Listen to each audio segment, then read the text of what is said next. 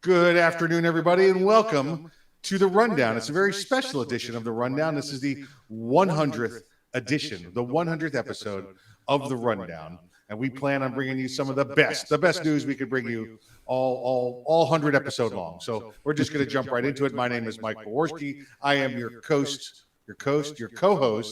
from the East Coast. My name's Mike. I don't do the show by myself.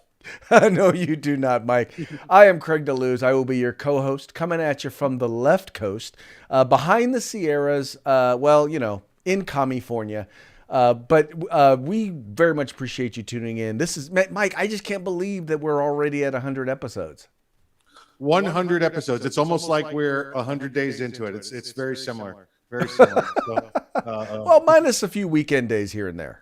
Yeah, and I think we did miss one day. We had some technical difficulties. We had I had some solar flares with a mudslide and a flood, and it just knocked us off the first attempt at the 100th episode. So we are here though, and we are ready to bring to you all things good. Craig, we got volumes, levels are good. We're good. We're gonna rock it. We're gonna show it to everybody. Volume levels are good. People seem to be just starting to catch on and tune in. Excellent. So let me ask you, Craig, because it's been a day since I've seen you. How have things been out there on the left coast, the West Coast? Well, as everyone out here in California is in the movie business, needless to say, I've been doing the same. It's funny because I've been working all day and then filming all night doing this horror flick. It's gonna be kind of interesting. We'll see how it turns out, but it's had me kind of dragging, just really kind of tired lately. Did you say it's a dragon movie? No, I've been dragging, and no, it is not a dragon movie. You're the dragon in the horror movie. Got it. That sounds pretty fun. I don't know what it's going to be, but Craig the Dragon. Hey, I like we're filming it in Stockton, which is close to the murder capital of California. So, needless to say, it's going to be interesting. You might need to be a dragon just to make it through Stockton. There you go. Wait, did I give away the plot? What's this thing you have with dragons today? You're the one who brought up dragons. I'm not me. I think it'd be kind of cool. A dragon horror movie in the hood. That's dragons in the hood. Dragons. Look, there you go. How much is that script going to cost me? I just came up with the idea for it. Dragons in the hood. Dragons. But it's a Mike Lee film. So there we go. Mike Lee. I didn't want to say Spike Lee because I'm Mike and I want to get some street cred, so I went with Mike Lee instead of Spike Lee. Yeah, good luck with that. But that's the East Coast guy. I wouldn't expect you guys to know about him out there on the West Coast. So that's it. That's us. Let's see. Things here in Florida are good, Craig. It's about 107 degrees sitting outside here. So I'm going to go try and cut the grass. If you don't hear from me again after that, it's because it was 107 degrees and I tried to cut the grass. So. And that would not be good. It was actually, we had several 100-degree days here. Wound up yesterday and today, though it's a little bit more mild. We're just in the 90s, although we've been experiencing some Florida-like humidity, which is kind of not common for us. Yeah, let me be clear on that. I don't want to be taking anything away from the desert or our friends in Nevada and Phoenix, that kind of area, but it's 94, 95 degrees here with the humidity. The heat index is 107. So okay. Yeah. All right. I listen, but they say, it's 94 degrees, but it feels like 107. Well, you know what it is then? It's 107.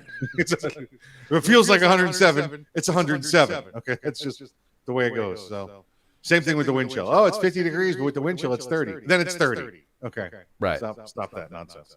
Pretty much. Feels like. I mean, unless we're worried about how my lawn feels about it.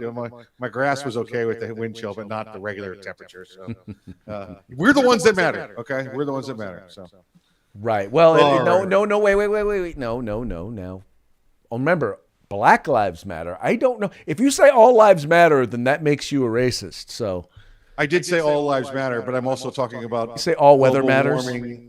Global warming and Arctic cooling. So okay, so climate change. So you're kind of balancing that out.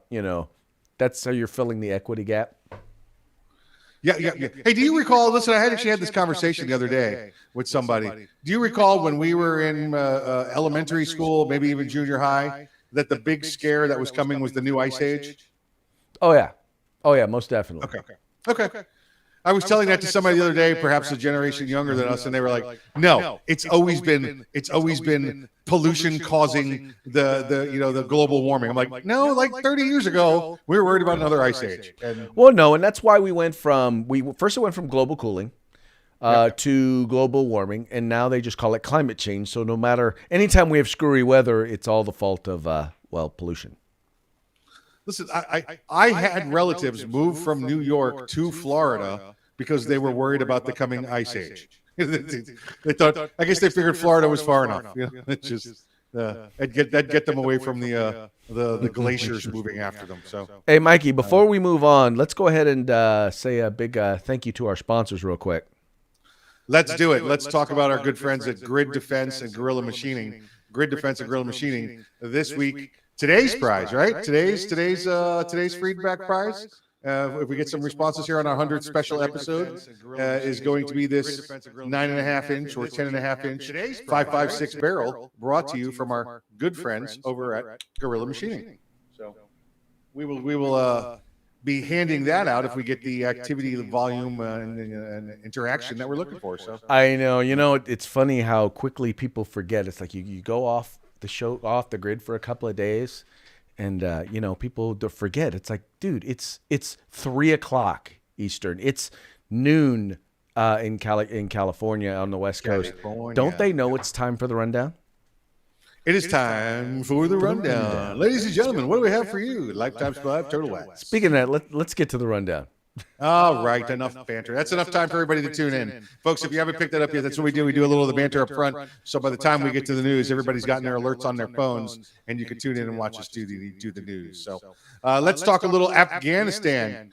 Craig, I'm not even sure why this is in the news. Is there something going on in Afghanistan? I do believe that we're looking kind of bad there in Afghanistan. I do believe that we have cut and run. Yeah, I heard they had a new election. They got themselves a new leader. So election via AK-47. They showed up and they said, "Look, I have the gun, so I'm the new president." Did not know that they actually did elections there amongst the Taliban.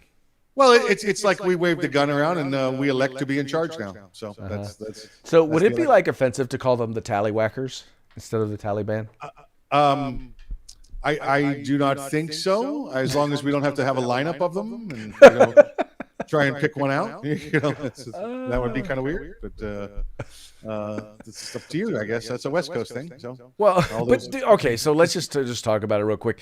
And it's been all over. Obviously, it's been all over the news. If you guys do not know what's going on in Afghanistan, well, then you guys really need to pay a little bit more attention to what's going on internationally. The fact is what we've done. And once again, I think we've pulled out of Iraq, and everyone knew we were going to be pulling out of Iraq. The stupid thing was that our president decided he was going to tell them when, and needless to say, we wound up pulling out well before then. But all that aside, I think there's a lot of people on both sides of the aisle who were interested in seeing us leave. But the fact that our departure was as epic a failure as it has been, when the president of the United States is standing in front of a podium saying, "This is not Saigon, and we will not have people being airlifted from the roof by helicopter of the embassy." And Mike, that's exactly what we frigging saw. Listen, you have to understand Afghanistan. I don't want to take too long and make it a full 3-credit college course, but to give you a little bit of history of it. It's never been someplace that's been recognized internally as a nation or having national pride. Afghanistan is, unless you're in one of the 3 or 4 major cities, and even then you identify as a Kandahar, as somebody from Kabul, or Herat, someplace like that. For the most part, the people of there is no people of Afghanistan. You either have Pashtuns, Uzbeks, Tajiks, and they are just these tribes that wander around Afghanistan depending on the time of the year and where the industry is for them. It's a place that goes from 0 degrees with snow to 130 degrees in the summer. So they move around based on what the crop is or what the product is that they're making. So there's no borders like you would recognize anywhere else. You can walk from Pakistan through Afghanistan all the way into Iran, and it's never see a border or anything like that. You just go. It's just part of the area. So there's never been that national pride there. And I was there 15, 16 years ago last time, and we knew then that as soon as we left and took our checkbook with us, that country was going to fall to the first guy with a board with a nail in it. It has, again, no sense of national pride. We came through, built an army, and all we did was give them money. We trained them and we showed them some things, but every day you knew they were tolerating us because we were writing the checks, and they were just there to collect the money. There was no fighting them. We saw that. Now, but I want to say that the policy of those that started this war, well, let's be clear. The Taliban started the war. We just took it to them. The President Bush, even through President Trump, was never to leave completely. It was to get out and diminish our presence there, but still leave 5,000 to 10,000 troops as a sustainment force, a training force, an advisory force, much the same way we did in where were those places? Japan and Germany after World War II. The kind of place that, guess what? The war hadn't started back up in Iraq because we still have some stability troops there. But because we decided to get to zero in Afghanistan, the Taliban went, oh, look, zero threat, let's roll. Well, and not just that. And once again, it wasn't even a function of people not wanting us to get out or people not wanting to get out. But how do you not know? I mean, here's the worst part is you have people who are now coming out and saying, look, we told the administration that this was going to deteriorate as fast as it did. We told them that it was going to take absolutely no time for the Taliban to take things back over. They knew that what they were doing and that the numbers that they were bragging about in terms of troop training were not real numbers, that they were basically, like you said, people who were they were showing up because they were getting paid. You had a lot of people who you're trying to train them to do things like, fly helicopters that couldn't even read. I mean, the literacy rate there is abysmal. The thing was that he knew, the president knew, his advisors knew, and were given all of the information that, okay, so maybe let's not say we're leaving on this particular date. How about we reduce our troop sizes there? How about we make sure we keep a stability force there? How about all of these various different things that people were suggesting in terms of plans to help our allies who are there, help to make sure that they don't get drug out of their house and murdered because we're leaving? How about we plan all of this stuff?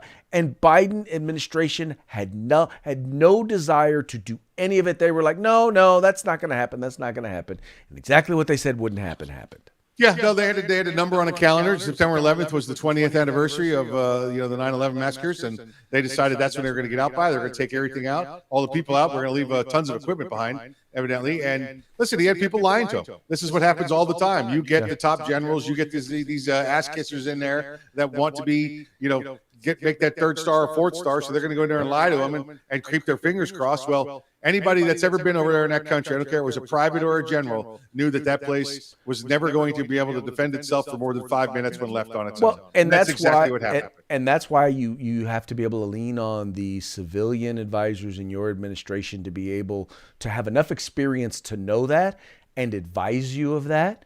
And help you to make a better decision. In the end, this is all on the administration. I'm not putting it just on the president himself. I only put it on the president himself because this is his administration. These are the folks that he chose, that he talked about were all experienced and were supposed to be a superstar team. And turns out they're worse than the Washington Generals playing against the Globetrotters.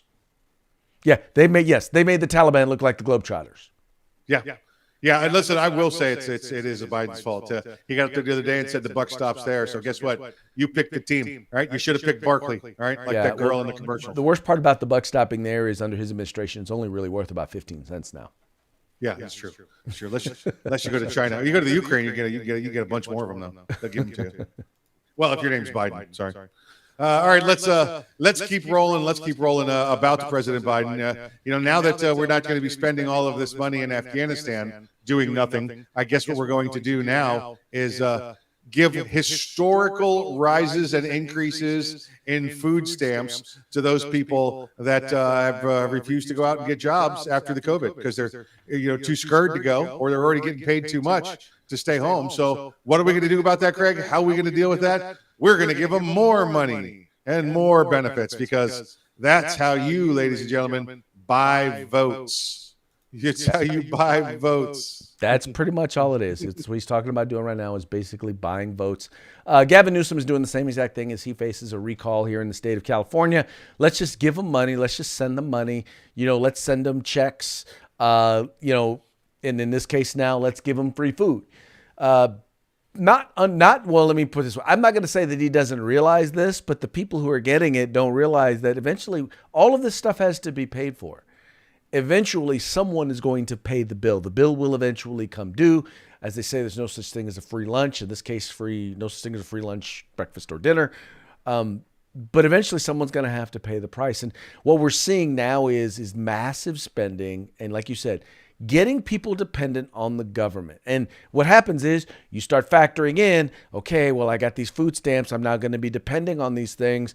I got to keep the person in office who is going to continue to give me this free stuff now that I'm counting on it.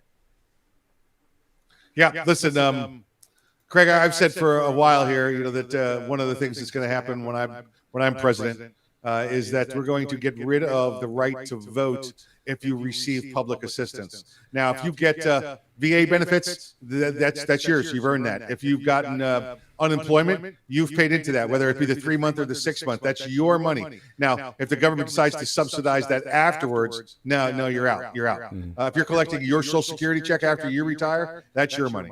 But all that other stuff, government help, I had 17 kids, or I can't have a job because it hurts when I do this. So I need you to pay me money. Well, guess what? While you're receiving money from the government, you lose your right to vote, because otherwise it's a conflict of interest.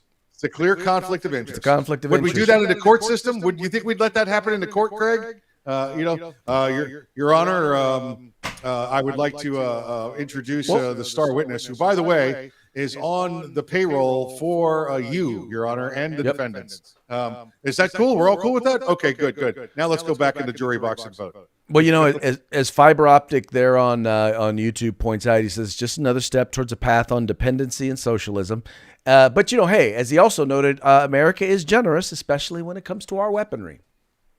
Yeah, exactly right. Listen, if you're looking for an Apache, get your butt over to Afghanistan. You can get some too. And I'm not making any Native American slurs when I say that. That's the name of the helicopter. That is the name of the helicopter. And you never know, there might actually be a government assistance program where you can get it for free. Oh, you could? You could go right over there. I heard that we left plenty of them there. Plenty of them. So now, how do you leave helicopters when you can fly them out? Craig, there you go with that logic again. How do helicopters get left behind? They're like, did you bring the helicopters with you? No, I thought you were bringing the helicopters. I thought you had the helicopters. I thought that was your thing. It was like, there's my thing. I thought it was your thing. Don't worry about it. It's not like we could have. By the way, folks, just want to remind you. Just want to remind you, if you're commenting and you want to participate in the free giveaway, you got to be commenting at The Rundown. So if you're watching us on one of our other Facebook or YouTube channels like 2A News or California Republican Assembly or Arms Room Radio, you got to go to The Rundown and comment, because those are the two channels that we monitor during the program. So if you want to enter, if you want to be able to possibly win, you want to comment, that's where you got to go. So just a reminder. Yep. So yeah, if you want some food stamps, give Biden a call, or an Apache helicopter. Go to Afghanistan, tell them the chief of staff sent you, and you can get yourself one. Yeah, don't go to The Rundown, because you ain't getting it from us. No. Not that. We're not giving away Apache helicopters to commenters, just in case you mistook that. That's a bite. Craig, speaking of Apache helicopters, it reminds me of a joke. We got time for a joke? Yeah, we got time for a joke. Here we go. Craig, what do you call it when you make plans to stay on a Native American land and then you have second thoughts about it? You have reservations. You have reservations. So there you go. Hey, come on. Don't you love the English language? The worst part is that Mike is the one who does all of all the racial sensitivity training for the rundown. I do. Yeah. Well, We may need to contract with somebody else before we get in trouble. Listen, I'm just saying, more clothes on top, less clothes on bottom. All right, that's the way we roll here. Let's move on to Governor Ron DeSantis. Governor Ron DeSantis, Captain Florida, as we call him here on the program. And he is facing a recall petition in Florida. Craig, did you know that, Craig? Did you know that? Actually, I did not know that until we started reviewing the stuff for this story. Right. Now, evidently, the folks there in Florida don't know how to really do a recall. Yeah, evidently they don't know how to read either because there is no recall in Florida. We have no recall at the state level. They've got 35,000 people out there to sign this petition already to have his recall. And Florida recall law does not permit elected state officials such as governors nor elected federal officials such as state congressional delegates compared to other states. Now, there is recall in elections in Florida. If you happen to be at a county or a city and they pass an ordinance that says you can have a local recall election in your county or in your city, you can do that. But the state of Florida has no recalls. So these people, they're so well educated on how to get rid of the governor that they don't know how to read their own law here. Well, Mike, and it's interesting because keep in mind that, in California it took, 1.2 million signatures to even get it on the ballot. And there they only got 35,000. Now, I don't know if the reason they only got 35,000 was because there's just not that much excitement for getting rid of him. Right. Or if because people actually realized, you can't actually, that's not actually a thing in Florida. I'm going to allow you to decide which one it is because you know Floridians better than I do. But the fact is that I don't really believe that there are a lot of people who are that. Well, let me be clear. I'm not going to say there's a lot. I don't believe that the groundswell of people who are upset there in Florida is really as big as the media is reporting it. I don't even see, quite frankly, I don't even see really why this is even news. Because the news controls the news. Remember, it's not the party that controls the news. It's the media. Remember, control the message. Control the media. Control the message. Control the message. Control the masses. So that's what we get here. 19 states. Only 19 states can you recall a state level official. 34 states allow you to have local elected officials. You can do recall like Florida, and only 14 states allow you to do no recalls at all. So, dude, I wanted to tell you. So, Fiber Optic is on a roll today, man. He noted that Taliban press secretary assures the world that the Apache helicopters will be used for peaceful purposes. Tourist sightseeing only. Now, if those tourists happen to fall out of that helicopter at 1,000 feet, that's not their fault. You mean the Kabul Skydiving Club, the new Kabul Skydiving Club, so. which does not include parachutes. Well, it does. You just got to bring your own. You just got to bring I mean, if you want it for free, you don't expect us to give you the equipment. You got to bring your own. So, and I'm sure we left plenty behind. So just go pick them up. I'm sure we left plenty of parachutes behind. Let me give you another little Ron DeSantis update this week that's gone on. There's been a little battling back and forth. We've talked to you about him in the school board, specifically the school boards in Broward County, which is probably where, Craig, if there's 35,000 people on the petition signature, that's because 17,500 people down there voted twice in Broward County. That's just the way Broward County is. And then we have Alachua County, which is up around Gainesville, which is Gator Country. And inside the town, because of the college, it's become rather liberal. So you've got those two counties saying, we're not going to do this. Well, they had a little fight back and forth where the governor said, fine, we'll just suspend your state money. And then, Biden, because he couldn't stay out of this one, he knew what was going on in Florida, didn't know what was going on in Afghanistan, came down and said, well, we'll make up that federal money with the COVID funds, and we'll just send some COVID money. So first off, I want to make sure everybody out there in Minnesota, everybody in Nevada, everybody sitting in Kentucky understands that because the president is so petty, he's going to take your tax money and he's going to send it to children in Florida to the school board officials in Florida that are disobeying Florida law. So thank you, Kentucky, for continuing to fund Governor Biden's programs here in the state. President Biden's programs here in the state of Florida. So Mike, you've got to understand something. He's got to do whatever he can to deflect or to hide what's going on, and he's got to take attention off of what's going on in Afghanistan. I mean, I swear, the other day he walked out in front of the cameras and said, "Did I happen to mention that my son was a crackhead?" I mean, you guys should probably be reporting on that. Did I tell you that he's giving away, that he's selling access to the White House? That's something maybe you should be reporting on instead of talking about, what's going on in Afghanistan. That's how much he's hiding from what's going on. And no, Patrick, you do not have to wear a shirt and tie this weekend. That's Patrick Collins. On Facebook. Listen, you'd be lucky if I'm wearing pants, let alone a shirt and tie up there. You will be wearing pants in front of 4,000 women. What are we going for then? Oh, we're going to help shoot. That's right. I'm thinking of the other one we go to. Mike also does our sexual harassment training. That probably is obviously going to change. It's more of a how-to seminar. Let's see. So Governor DeSantis, his Attorney General, and the Department of Education chair down here in Florida have made it clear now to Alachua County and to Broward County. Sure, go ahead, cozy up to Biden if you want.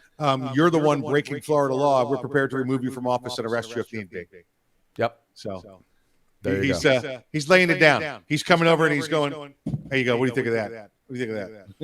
Go ahead. So it's as we say in Florida, it's fitting to get real. It's fitting to get real.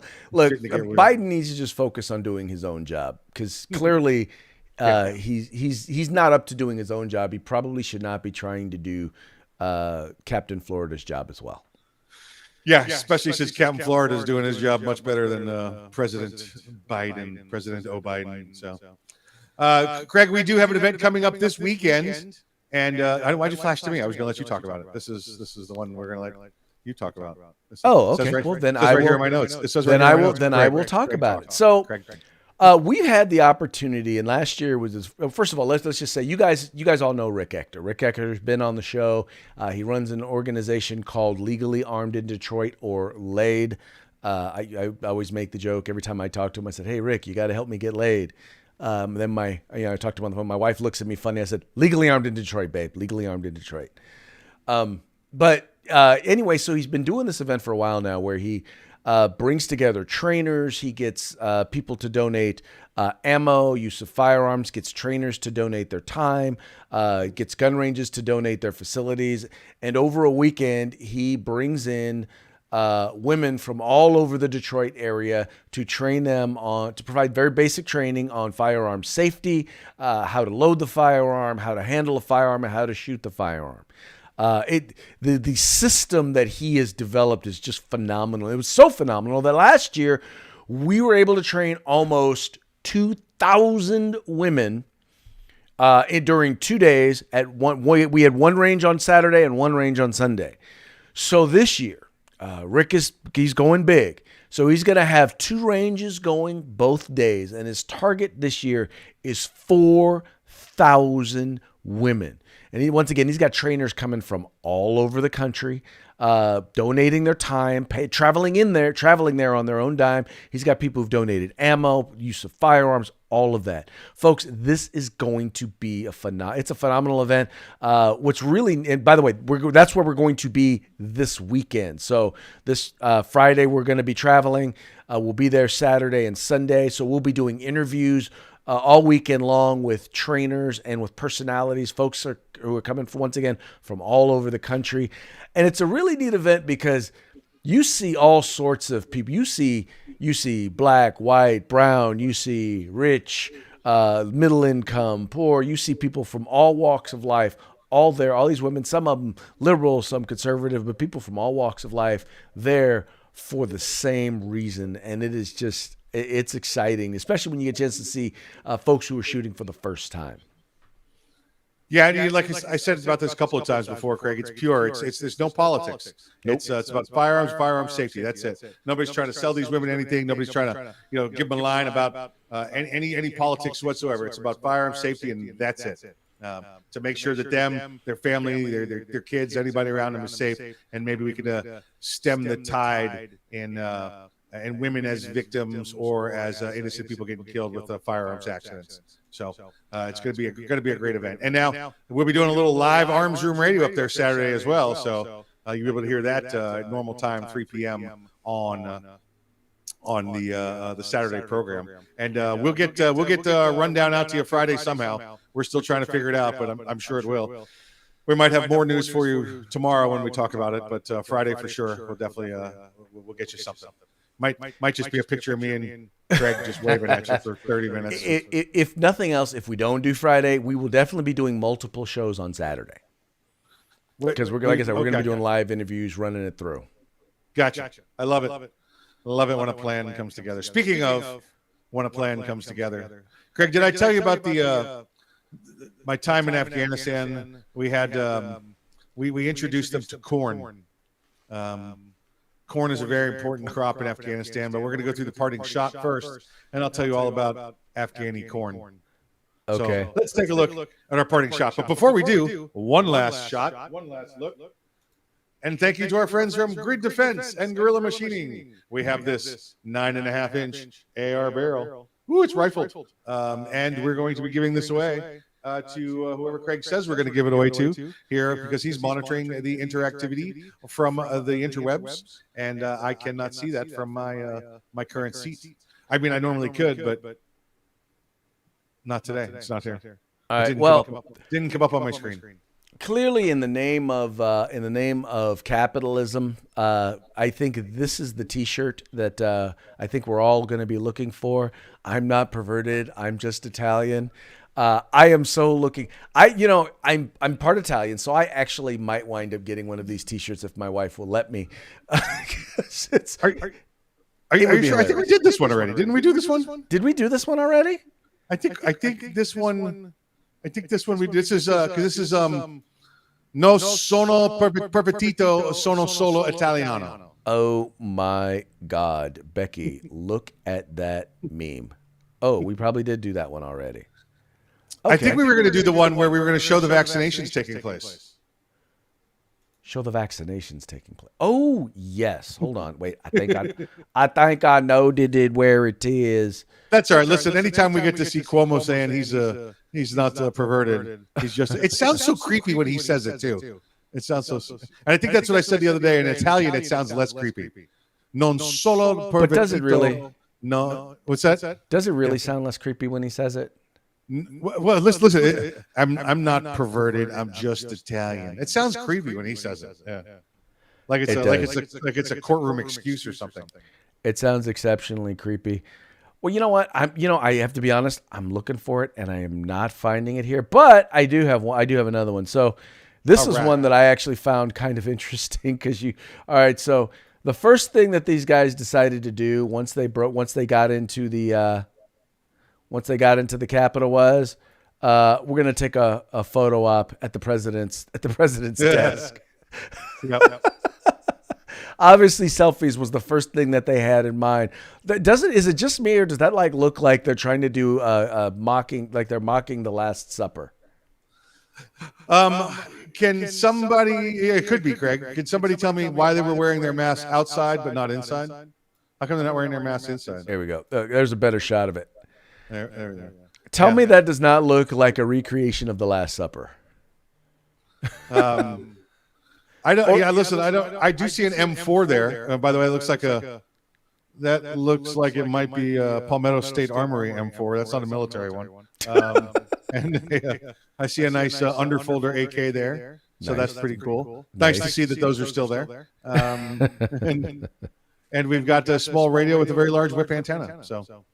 Excellent. Very good stuff. All right. Well, hey, everybody. Want to thank each and every one of you for joining us for the 100th episode of the Rundown. Obviously, Fiber Optic, you're our winner today. You not only beat everyone else out in terms of volume of comments, but quality of comments. So we've got your contact information, as you are not a first-time winner. So look, keep it up, man. Look, you may actually have everything you need to actually have your own firearm. All courtesy of The Rundown.